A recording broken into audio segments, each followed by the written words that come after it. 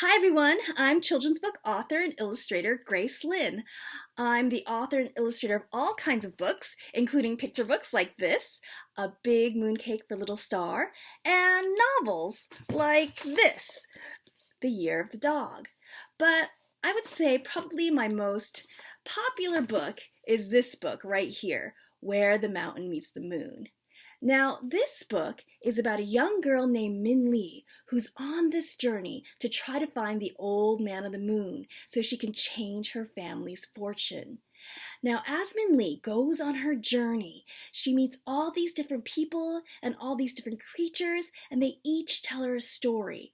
And those stories affect her journey, but she doesn't realize it till the very end. Now, Min Lee is not the only one who goes on a journey. When Min Lee runs away to find the old man on the moon, her parents run after her, and they too are told stories. So what I thought I would do today is read to you my favorite story in this book. And this is one of the stories that's actually told to Min Lee's parents. And this is the story of the Goldfish Man. So what I thought I'd do is read you chapter 12. And this is what's happening here is that Min Lee's parents have been traveling, trying to find Min Lee, and they've been following these footprints, and they think that it's Min Lee's. But when they finally catch up to who's been making the footprints, they realize it's not Min Lee, it's actually the Goldfish Man, a man who sells goldfish. And this is what happens. The Goldfish Man turned around and smiled questioningly at Ma and Ba, who could do nothing but continue to stare. He was slender and small, which was perhaps why it was easy to mistake his footprints for Min Lee's. The dragging lines Ma had thought were from Min Lee's walking stick led to his cart, and the bowls of goldfish caught the sifting beams from the sun, slivering it into flashing sparkles of light. The Goldfish Man's eyes also flashed as he looked at Ma and Ba and their dust-covered clothes, haggard, tired faces. "Can I help you?" he asked them. "We are looking for our daughter," Ba stammered. "We are from the village of Fruitless Mountain." "You sold her a goldfish and then," Ma sputtered, "and then she ran away to try to change our fortune." "I see," the Goldfish Man said, and again he looked at them, at Ma's tight, angry frown and Ba's careworn, worried face. "And you are going after her? To stop her?" "Of course," Ba said. "We need to bring her home." "Yes," Ma said. "She is acting crazy. Who knows what could happen to her?" "She could succeed," the Goldfish Man said steadily. "She could find a way to change her fortune." "She's trying to find Never-Ending Mountain," Ma said. "Ask questions to the old man of the moon. There's no way for her to succeed." "Yes," Ba said. "It's impossible." The Goldfish Man looked a third time at Ma and Ba, and this time they felt it. Under his gaze, Ma and Ba suddenly felt like freshly peeled oranges, and their words fell away from them. Inexplicably, they felt ashamed. "Let me tell you a story," the Goldfish Man said. And this is the story of the Goldfish Man. My grandmother, Lao Lao, was a famous fortune teller. People from faraway villages would line up at our home asking for lucky dates for weddings and predictions for their children. If she was ever wrong, we never heard of it.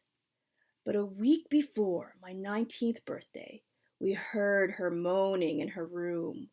When we rushed to her, we found her sitting on the floor with her fortune-telling sticks spread around her. To my surprise, as soon as I entered the room, her piercing eyes fixed upon me. "You," she said, "you will die next week on your birthday." It was as if she had exploded a firecracker in the room. My parents and aunts and cousins burst into exclamation and wails.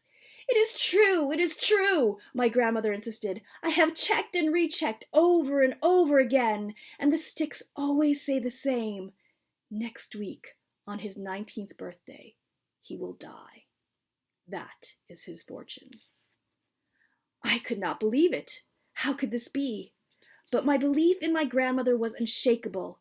If she said so, it must be true. I stood staring as my family created a storm around me. Finally, I said with a mouth as dry as sand, "Lao Lao, isn't there anything I could do?" "There is only one thing you can do," she said, "but it is doubtful it will work." "I'll do it," I said.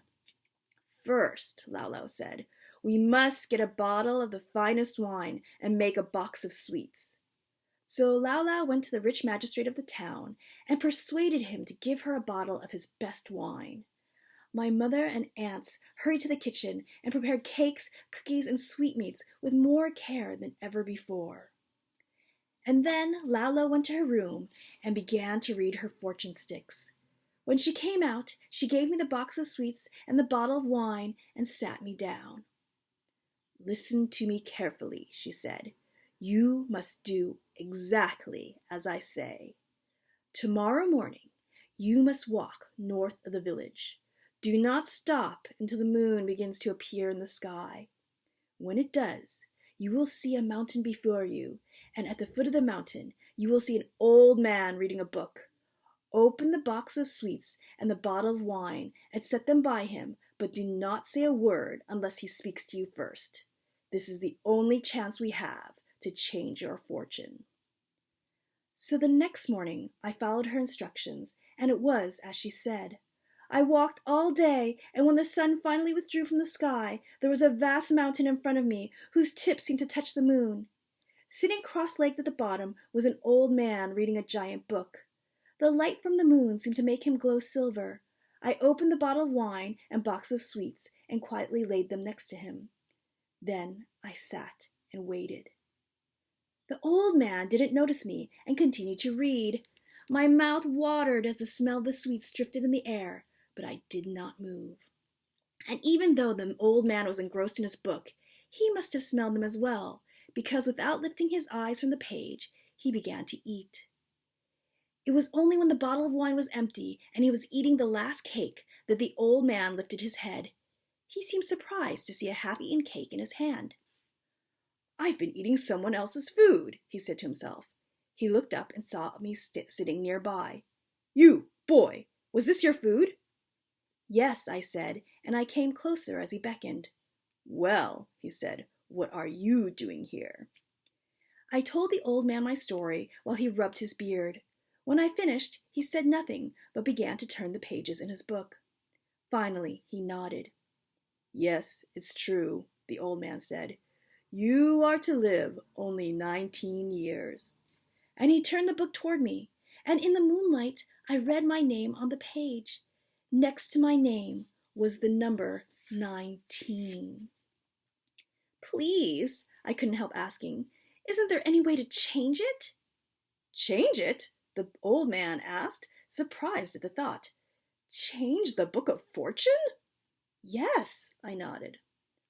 "Well," the old man said, stroking his beard, "I am indebted to you for having eaten your food."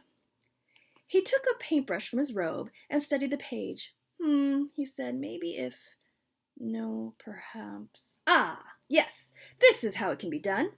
And with a simple flick from his brush, he changed the number 19 to the number 99. "Good," he said to me. "You now have many more years of life. Live them well." Then he closed his book, stood up, and began to walk up the mountain, leaving me staring behind him. I sat there until he disappeared from sight, and then turned around and went home. The next week, on my birthday, there was a terrible typhoon. The wind howled as it never had before, and a tree fell right on top of the roof of our house and crashed into my room, narrowly missing me. If it had fallen just a bit more to one side, I would have easily been killed. But as I climbed out of the ruins of my room, I saw my grandmother's eyes staring into mine. Silently, she nodded. She did not need words to tell me what had happened. I knew my fortune had been changed. But But for Minli to try to do that is different, Ba started. She's trying to find Never-Ending Mountain. Ask a question. She's just a small girl. Perhaps, the goldfish man said, you need to trust her. But, Ma said, but what she wants is impossible. Impossible? The goldfish man said. Don't you see? Even fates written in the Book of Fortune can be changed. How can anything be impossible? Ma and Ba could find no words. His eyes and the hundreds of eyes of the goldfish behind him seemed to silently scold them. As they looked at the ground, the goldfish man shifted back his bag and turned toward his cart. Here, a gift, the goldfish man said, placing a bowl into Ba's shaking hands. The fish, the pale silver color of the moon, circled in the bowl.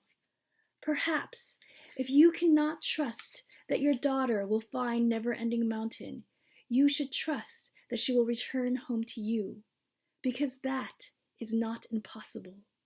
So whether Minli brings it to you or not, I wish you good fortune. And with a bow, the goldfish man walked away. His bowls of goldfish cast pieces of rainbows in the air, making him sparkle in the sun.